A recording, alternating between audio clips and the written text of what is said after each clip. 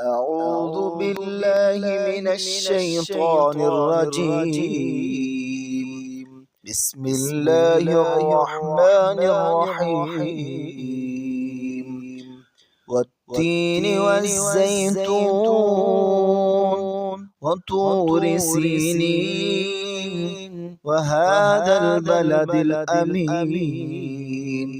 لقد خلقنا الإنسان في أحسن تقويم ثم رددناه أسفل سافلين إلا الذين آمنوا وعملوا الصالحات فلهم أجر غير ممنون. فما يكذبك بعد بالدين؟ أليس الله بأحكم الحاكمين؟